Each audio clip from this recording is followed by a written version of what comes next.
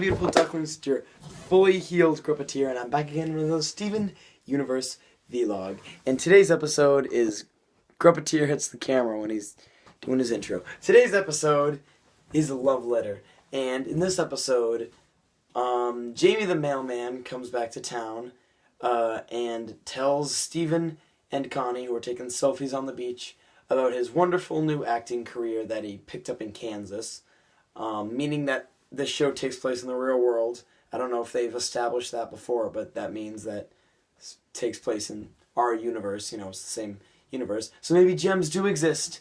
Maybe there's hope for you, Stev. Inside joke. Watch the video. Because I did a thing with a guy, and his name was Stev, and we made funny jokes, and it was funny. Yeah.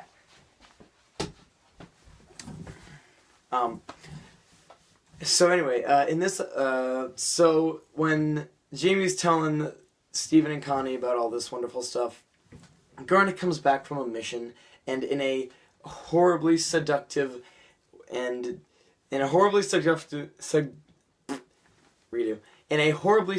way that really makes me feel awkward because Garnet's my favorite character, and seeing her sexualized.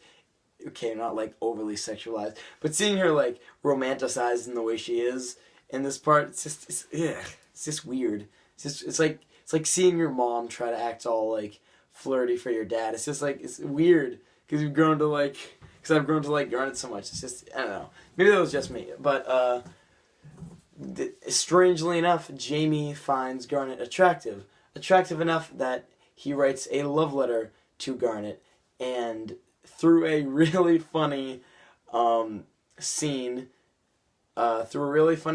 he's shown writing the letter, and it's there, the passion he has to be Garnet's soulmate or whatever. But this can't happen, you'd think, because she's a gem and they don't really do stuff with humans. But the obvious, more logical reason is because Garnet's already in a relationship, because Garnet isn't really Garnet at all. She's, Ruby and Sapphire fused together because of their eternal love and that they can't be apart and all that cute stuff that gets the Tumblrs going.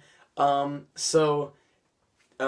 Garnet wants to do is she just wants to let Jamie down hard, say nope, just flat out reject him.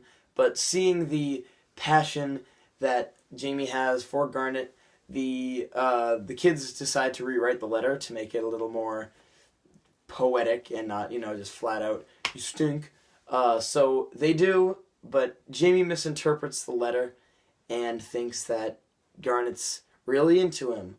But that's not true. Garnet didn't write the letter, and when Jamie finds that out, he is totally heartbroken. And there's a new mailman on the job, and I know this isn't essential to the plot about the new mailman, but was the new mailman... Do you think she was Sadie's mom, or do you think she was Onion's mom? Because she looked a lot like Sadie, but she had like the pale hair and like albino type kind of thing that Onion has. I thought it could be either, and it pretty much could be either. If I can go off track again, somebody said in another vlog that I did in the comments, I don't know if this is confirmed or not, but Viridia from the Story for Steven episode is the mom of Onion, and, well, because Onion's parents are divorced, so I don't know which mom or which dad it is. But that's an interesting theory. I don't know if it's true. It might be true. But if not, they don't say her name, whoever this person is, this new mailman. But she's either Sadie's mom or she's Onion's mom. But she's definitely related to someone we've already seen. It's just uncanny how she looks like those two characters. But I'm off track.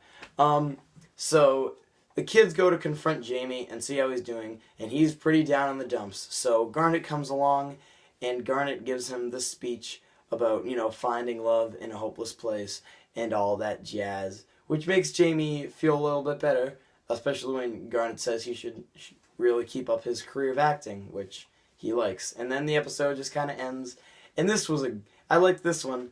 I like this one a lot. The problem is this is going to sound super dumb, and this is going to make a great vlog premise. I love this episode I really can't explain why I like this episode. Not like it's something I don't want to tell anybody. I can't pinpoint exactly what I found appealing, like, because it's a good episode. Like, the emotion is there, the comedy is there. I guess that's really it. Um, there's a lot of funny jokes in this episode. Like, as I said, just a completely hilarious scene that shows Jamie writing the letter, and he's dressed up like Shakespeare. And you think it's going to be like him just writing a letter, but then a twist that I won't dare spoil comes up, and it's just hilarious. His reactions to it. And Jamie's reactions in general, as someone who does theater, I know all the people that think they're all that, and they're like, "Oh, outside it is cold! I can't go out there without my furs. I look adorned and imperious."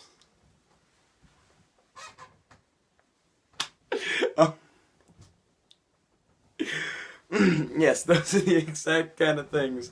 And you think that's a joke. You think, Grumpetteer, you're just doing that to make him laugh. No, no, no, no, they're kids. They're kids that, like, they're thespians, which, as you should know, is a young actor, or a reasonably aged actor, not a lesbian. Don't be thinking cray cray. But there are people there who do theater, because I know there are a lot of people who do theater that are, "Ah, my shoelaces untied. What a world!" And all that. Those are great. Like, they're so restrained. Anyway, totally up top. That was great. I'm jiffing that one. So anyway, but the comedy in this episode is really good. Garnet has some really funny lines, just in her flat out to the pointness, in some of her things. Like, at first, when they're talking about how Jamie wants to date Garnet, Garnet's reaction is no, and that's just like it. And her reaction to, what is it? What is it? Yeah, when Jamie comes, when it's in the rain, she says, and this, I found this part a little weird, but I'll explain how she says, so I didn't write that, and she just, like, kind of throws him away, which I did find a little bit weird, because Garnet's voice is usually a monotoned, corner British, this is totally what she sounds like, she's from the Go Team, Mike Skinner, kind of thing going on. That's a horrible accent, sounding British. Dingo steal your baby, $5.99 at the Outback. Oh, that was probably horrible. Anyway, she kind of has, like a low, flat voice. But when she says, I didn't write that, it's kind of like with a thing of surprise, but also like, I didn't write that. Not like, I didn't write that, like how it would normally be. And either that delivery was meant to be like, no, I didn't do that, or like, just out of the ordinary for what she usually does. It just kind of seemed a little out of place. Not in a bad way, I guess. It was just kind of stood out. Besides that, there isn't a lot to say about this episode. It's just an overall good episode, but I really can't pinpoint what makes it so great. The one thing I will add is, while this is a good episode, Jamie the Mailman, who I can only remember appearing in one episode, The Cheeseburger Backpack, maybe 2 episodes. I can't think of a second one. As much as I love how Steven Universe takes time to develop the secondary characters, so everybody has their own personality and it's a diverse set and all that, was this really needed? That would be like if you took, I don't know. That would be like if they took an episode of Adventure Time and they devoted the entire thing to, I don't know, the bear from the Walnuts and Rain episode. I don't know, off the top of my head. Or like if they took, well, I guess I could make a Steven Universe comparison here. If they took an episode of Steven Universe and they only made it about Viridia from the Story from Steven episode. It's just like, okay, we see her and her, personality is kind of like a sly person, as well. Jamie's is kind of like a happy-go-lucky. But does that really need to be like a fleshed out deep character? I don't know. Like, it wasn't needed, but I'm happy it was still made. So thank you for watching. I will see you guys. I don't know if I'll be making a vlog next week because I'll be on vacation. So if I do, don't expect me to be in the old Grumpet Studios. I'll be off vacationing. Vacation's where I wanna be.